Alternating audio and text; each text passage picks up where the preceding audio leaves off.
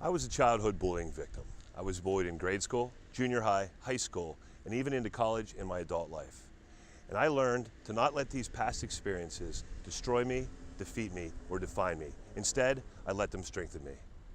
And this is my story about how my bullying experience helped teach me lessons for business, leadership, and life.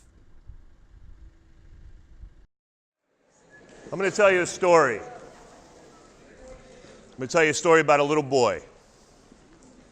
He was 12 years old. He was an only child. He had a mother and a father who loved him dearly. As a matter of fact, he was the center of their universe. He played baseball, played soccer, and he had a lot of friends. Well, not those friends exactly. They were a lot smaller and not as good looking, but friends nonetheless. And he went to school at St. Mary's Catholic School in Glenshaw, Pennsylvania, which is about 15 minutes north of the City of Champions, Pittsburgh, Pennsylvania. Now, I can't come to Philadelphia and not mention a rivalry with Pittsburgh, right? The thing with this gentleman is he was a funny guy. He loved to make people laugh. He got a great deal of pleasure out of it. And most of the teachers had no problem with that. They laughed along with him. But there was one teacher in particular, Mrs. Johnson, and she was terrible. No matter what he did, he got in trouble in her class. She called him the class clown and would send him to the principal's office all the time. And if you go to a Catholic school, the worst place you want to go is the principal's office, because there's a scary nun waiting for you there. Well, okay, maybe not this nun, but let's try this one instead, all right? And this is exactly what the nun looked like, all right? This is Sister Mary Frances Romano, and she always had that ruler in her hands. And Mrs. Johnson always sent this boy down to see her. And she would take that ruler and she would hit his knuckles so many times. It depended on how bad he was and how many times he got his knuckles hit. And the fact of the matter was, he was a good kid. Teachers really liked him. His friends really liked him. But then something happened. See, the boy's mother was a volunteer in the cafeteria, and she was in charge of the 8th graders. And this school only went up to 8th grade, so these were the main kids, the big kids on campus. And they were always causing problems, carrying on at lunch, throwing food, all the other stuff you would imagine. So the boy's mother had to yell at them and sent them down to see Sister Mary Frances Romano, and they'd get hit on the knuckles with that ruler every single day. So they had no recourse. They couldn't take it out on the boy's mother. They couldn't do anything to her. So what did they do? Is they decided to pick on the boy. And they bullied him relentlessly. It started with just some name calling, some pushing and shoving, knocking the books out of his hand, making fun of him in front of other students. But it was every day and it was relentless.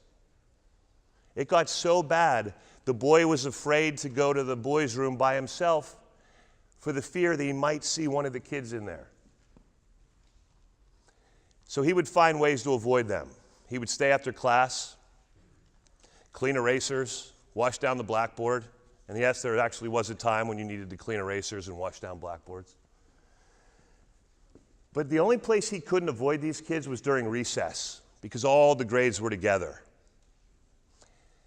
And one chilly spring afternoon, everything changed for the boy.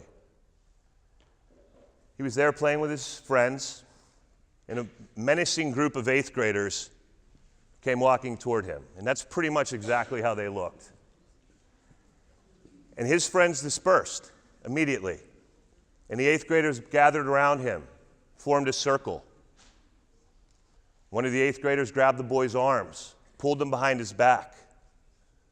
One of the other 8th graders got closer, and he looked down and he saw what he thought was a rope, but it was actually a shoelace.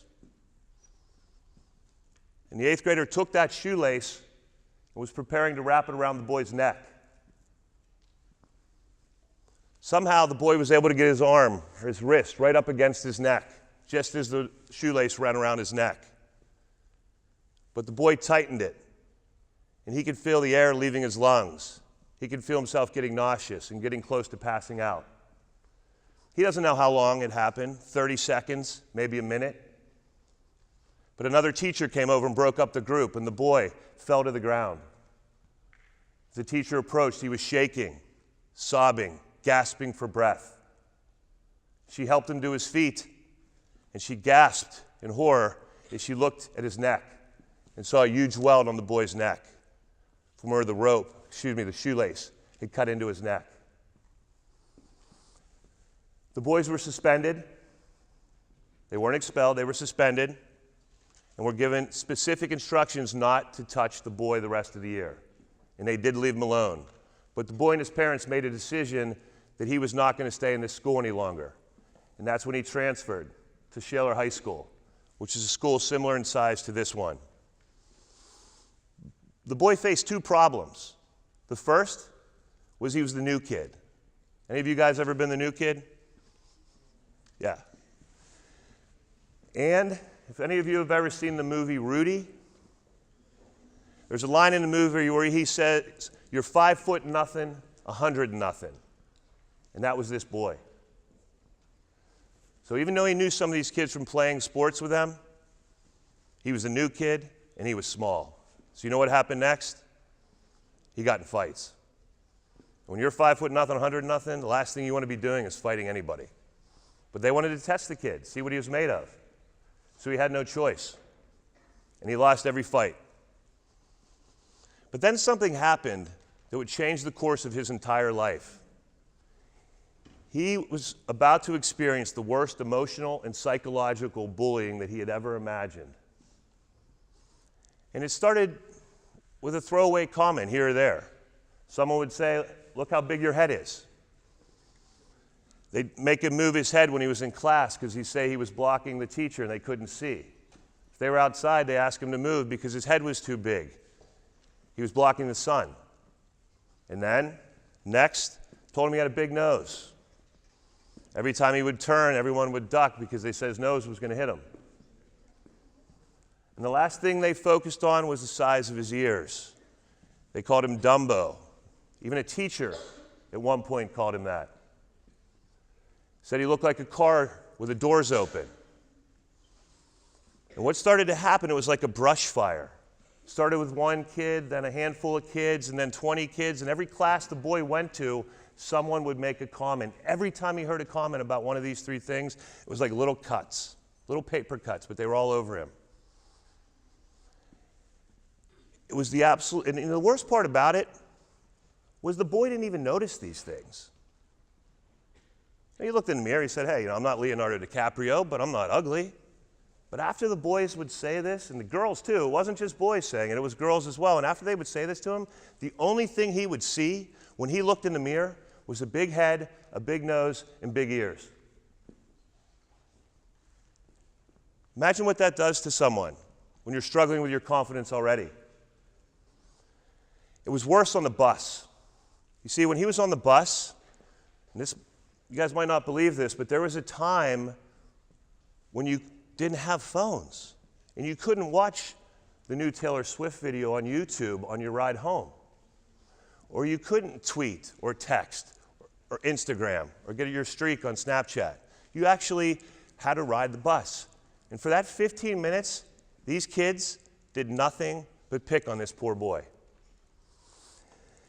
And he would be on the verge of tears, his lip would be quivering, but he would never, ever let them see him cry. Because he knew if he let them see him cry, they won. And he wasn't going to give them that satisfaction. But what started to happen is he started to feel all these emotions. All right, he started to feel isolated, anxious, alone, scared, inadequate. I can go on, but that's what the boy felt every single day in his heart and in his head. So he'd start to walk home from the bus, holding it together, so upset. He'd get home, get to the front door. His mother would be there. She would see him. She knew it was another terrible day. He'd run into her arms and just cry. What did I do wrong, Mom? Why are they making fun of me? And she would reassure him, tell him he was a good boy. He was smart. He was funny.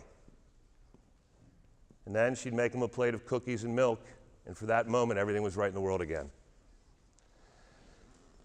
See, but the boy had a luxury that all of you don't have. From 3 o'clock every day until 8 o'clock the next day when he had to be back in school, he didn't have to deal with this. You guys are in an era where it's 24 hours a day, 7 days a week of bullying. You can't escape it. You go to bed at night, it's there. You wake up in the morning, it's there. Twitter, Instagram, Snapchat, text messaging, it's everywhere. On June 14th, 2017, this young girl, Mallory Grossman, who was a gymnast, she was a cheerleader, she made bracelets to sell, to raise money, to send kids with cancer to summer camp. And she was so badly bullied and isolated by her friends in school and via text messaging that she took her own life. Is that what you want your legacy to be? Is that how you want people to feel? What satisfaction can you possibly get from making someone feel this way? Now, I'm going to let you in on a little secret, okay? But this is one of those secrets where you can tell everybody. I want you to tell people. I want you to spread the word. It's about the boy in the story. It was me.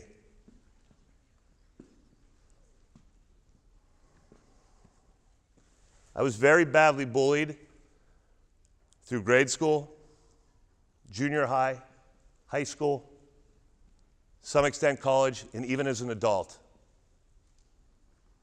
And it was the most horrible experience of my life. But I was never going to quit. I was never going to give up. I was never going to turn to drugs. I was never going to start drinking. I was never going to hurt myself. Although I'm not going to lie to you, the thought entered my mind. But I wasn't going to give them the satisfaction because I believed in my heart that I was a good person and I could be anything I wanted to do. So what I need from all of you right now is we're going to do an exercise. All right? It's going to require some trust on your part. I know we just met 10 minutes ago and you're like, I'm not going to trust this guy.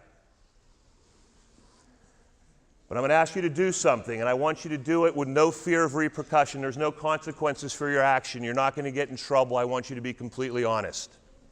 All right? I'm going to step down here for you guys on this because I want to be on your level.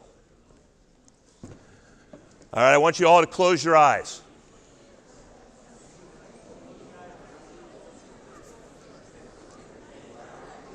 All right, let's close them up. Let's listen up. All right, keep your eyes closed. This exercise is only going to work if you guys trust each other and you keep your eyes closed. And I need you to fully commit to this because it's going to make a point. Your eyes are closed. Attaboy, I'm watching you. I'm watching you. Eyes are closed. All right. If you have ever been the victim of bullying, physical bullying at home, at school, in your neighborhood, on your team, stand up.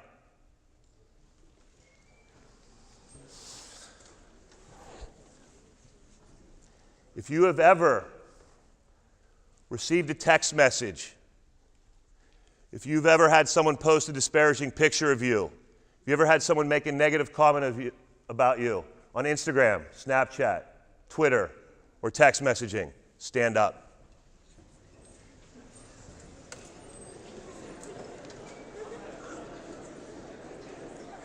Now this one gets a little tougher here. Have you ever physically bullied another person in your community, your neighborhood, your school? Please stand up. No, stay standing. The other group, stay standing if you're already up. No sitting down yet. And lastly, If you have ever sent a text message, posted a photograph, an unflattering photograph, or sent or made a comment that you knew was going to hurt someone's feelings, make them sad, make them feel unworthy, stand up. Now open your eyes and look around.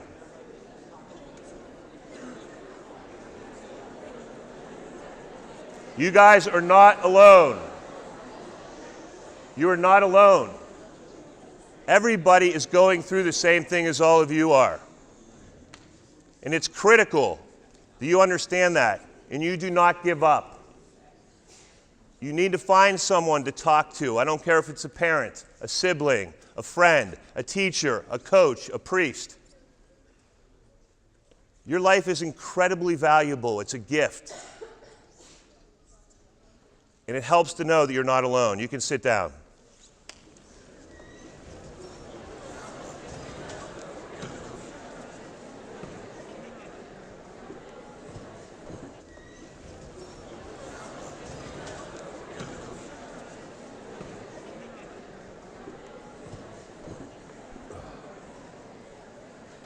Now, over the next 20 minutes, I'm going to try to change all those negative emotions that I put up there before, that I know a lot of you are feeling in your head and in your heart, and I'm going to replace them with these amazing words of positivity. You've got one crack at this life. And I promise you, if you live it with love and positivity, you can have an extraordinary life. But it has to start with this right here, is you must believe in yourself. You must. Now, it's great that your parents believe in you, and your teachers, and your coaches, and your friends. But until you believe in yourself, you won't truly live the life that's possible. You will not become the best version of yourself until you learn this mantra. It took me a long time to get there. And next, and I never thought in my life I would quote this gentleman, but to really feel fulfillment and joy and happiness in your life, you have to adopt the words of the great Justin Bieber. And you have to love yourself. And you know I really don't think he's great, but I still wanted to get a Biebs quote up there.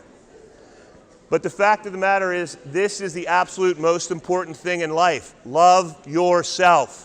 Believe that you can accomplish anything you want to believe. Now I'm going to spend a few minutes, I want to talk to you about some of the lessons that I learned from my bullying experience about business, leadership, and life. Number one, find your passion. I'm sure you all do something every single day that makes you happy, that you get to do. You don't have to do it. That's the difference. That's how you know something is your passion. For me, it was soccer. I loved it. It was easy. I was a goalie. So it was a piece of cake for me. There's the ball, there's the goal, there's me. If I stopped it, I was the hero. If not, hey, I got to figure out how to do it next time. But I did it every day, not because I had to go to practice, because I wanted to go to practice. And I didn't even do it in practice. I'd do it with neighbors, backyard. I wasn't home on my phone the whole time. I wasn't playing Call of Duty for 10 hours. I was out playing soccer because I loved it. And I started to get pretty good at it. Matter of fact, I played at Elizabethtown College and won a national championship as a goalkeeper. But more importantly, is I learned confidence. And there is nothing more important in the world than confidence. And there is nothing a bully hates worse than a wimp or a victim with confidence, because it takes away their power.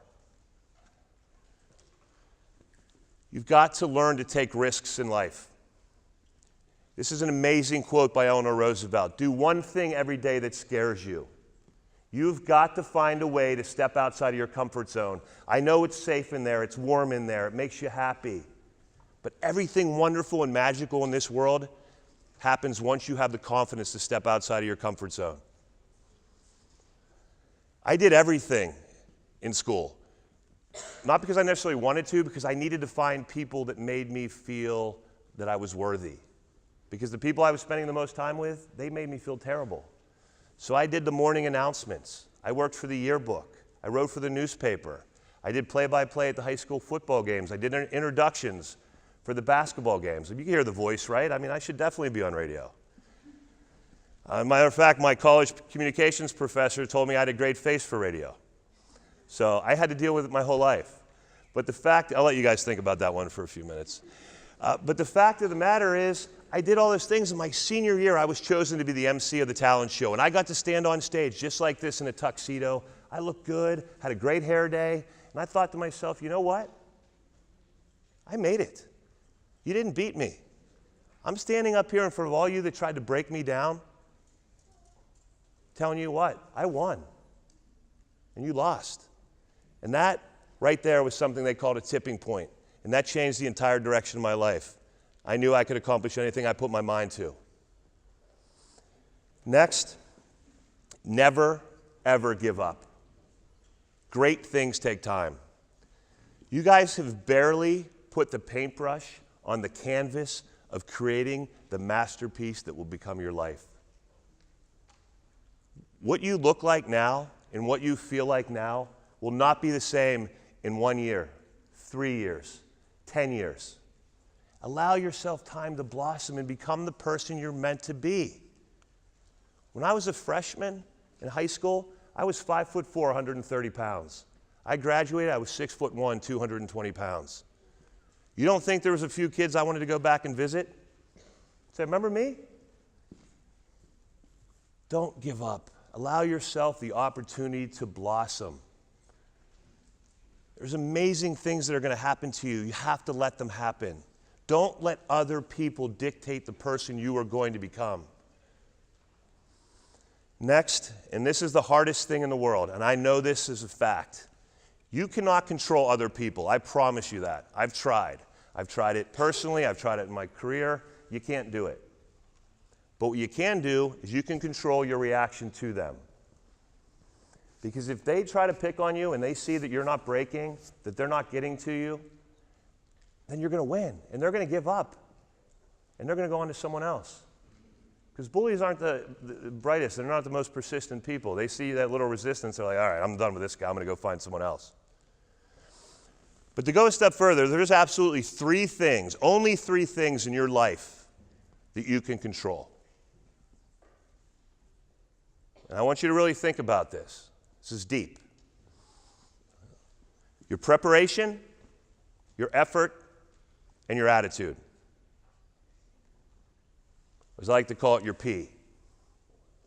You can control your P. And I'll give you an example to something, because I took a shot at the Eagles earlier. I'm going to bring it back full circle. Carson Wentz is a perfect example of that.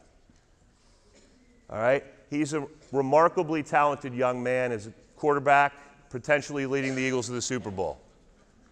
But he didn't just do it because he was tall and athletic. He did it because he has superior preparation. He cannot control the other team. He can't control the weather. He can't control the officiating. He can only control how he prepares every single week. And the same applies to each of you in school and as athletes, in the band, whatever you do. Next is your effort. Your effort is 100% in your control every single day. And let me tell you this, there is nothing worse as a parent, as a coach, as a sales manager, than somebody that doesn't put forth maximum effort. And then they complain that they didn't get the results they wanted. That's unacceptable. You control your effort. And finally is your attitude. You guys will not forget this next sentence, but your attitude determines your altitude in life.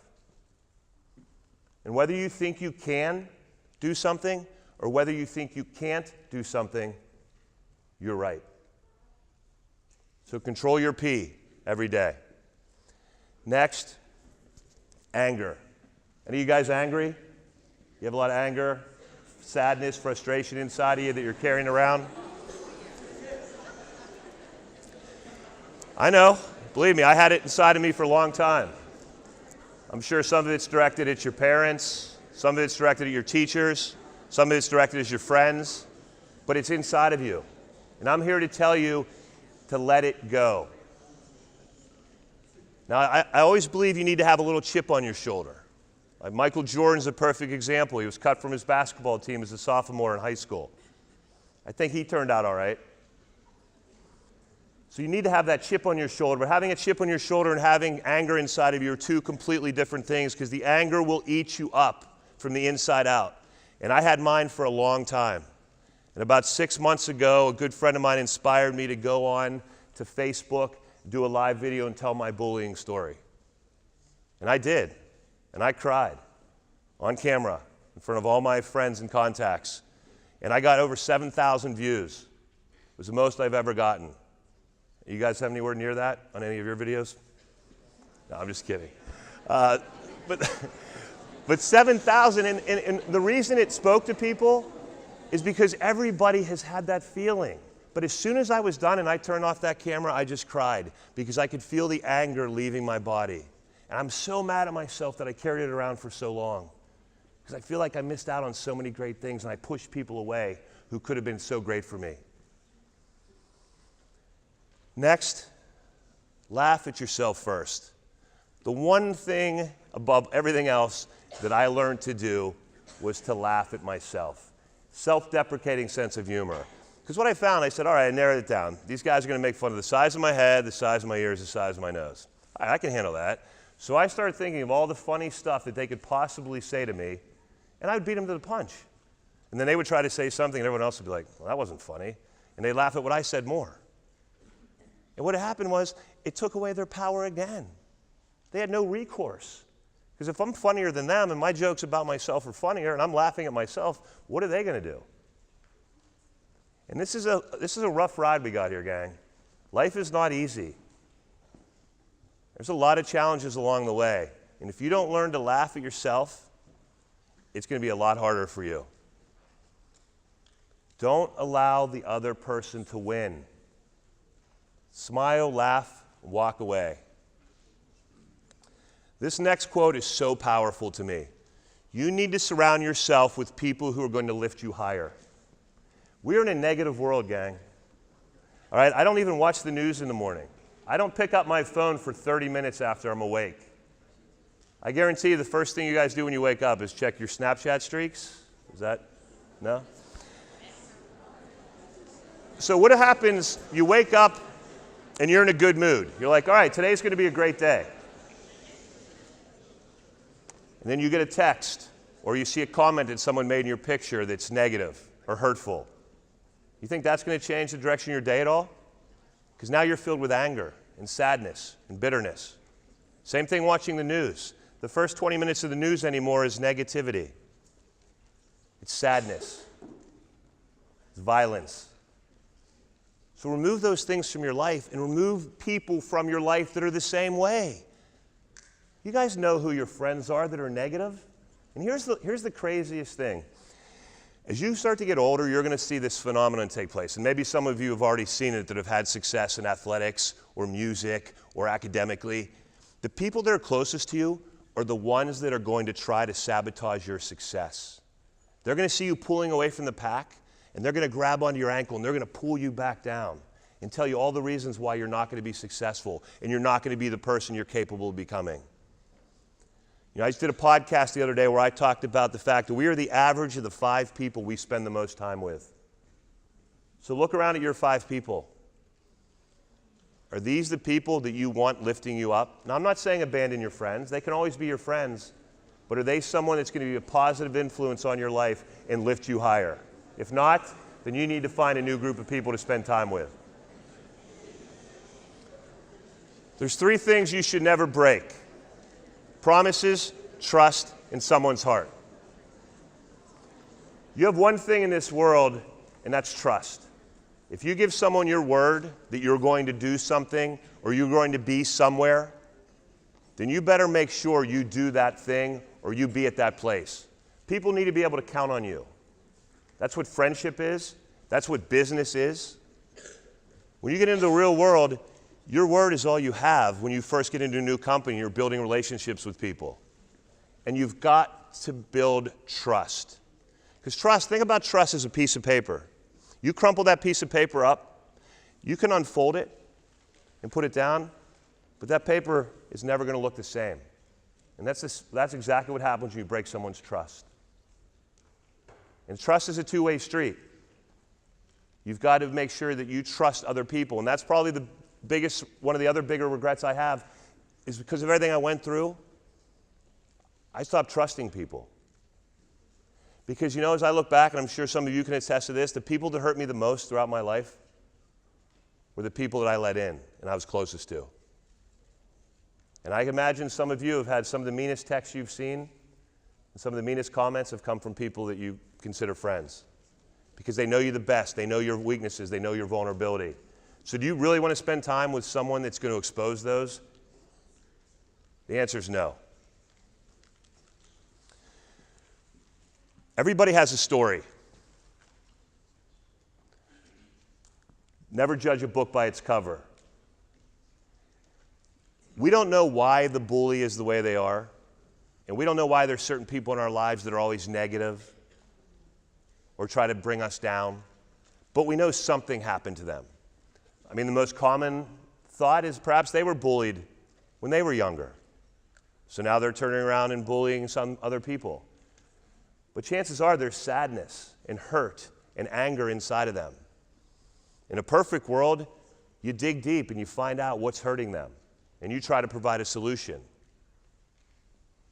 As you get older and you get into college and you get into the real world and you have a job, you're going to be around people that you don't know, that you didn't grow up with, so you don't know their stories.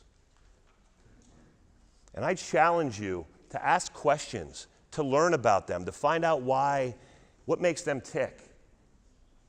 Because if you do, that'll give you tremendous insight, and it'll help you learn how to deal with people. Because guess what? From now on, the rest of your lives, you're going to be dealing with people, whatever profession you choose. So I really encourage you to follow this advice. And the last point I want to make, my last piece of advice for you right now, are two words. Be kind.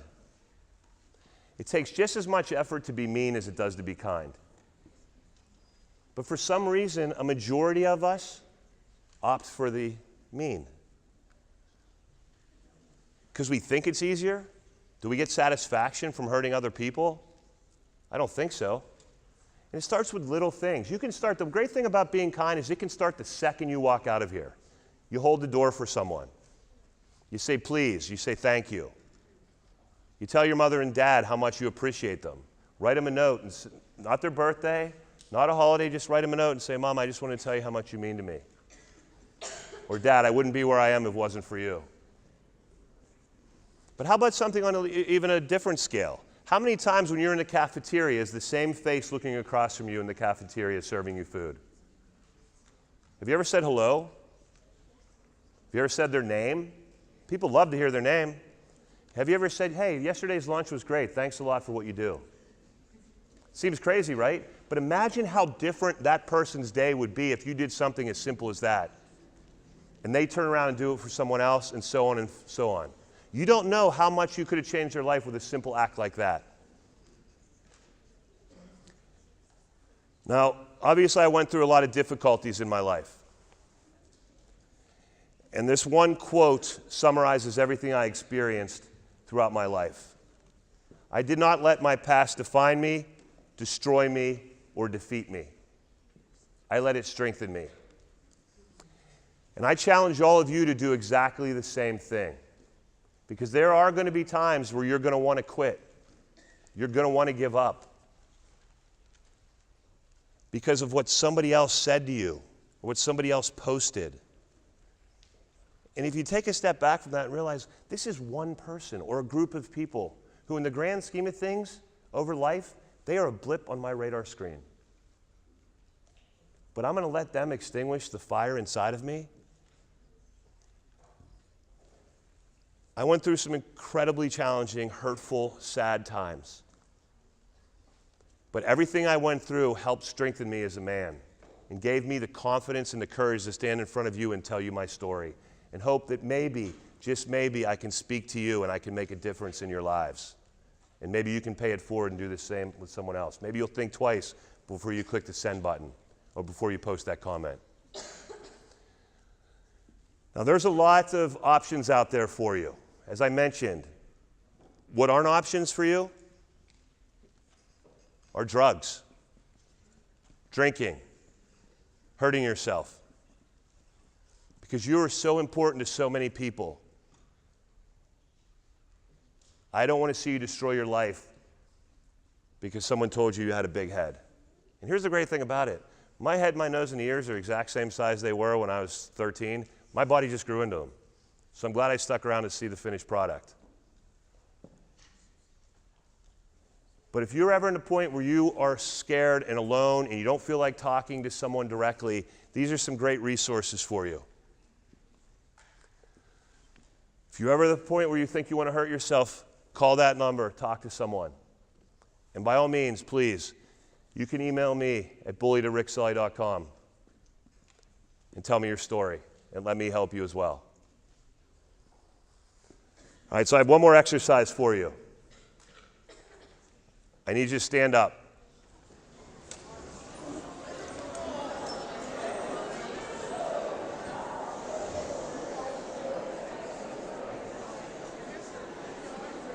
All right, give me 1 second here, 1 second.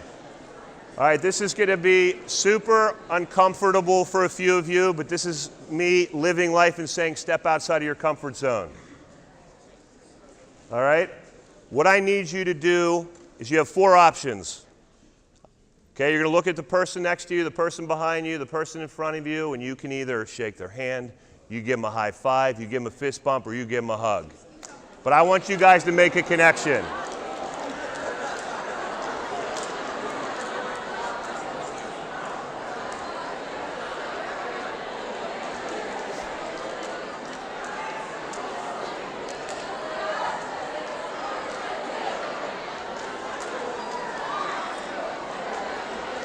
Anybody?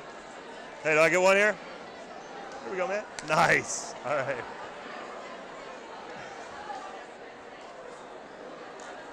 All right, everyone.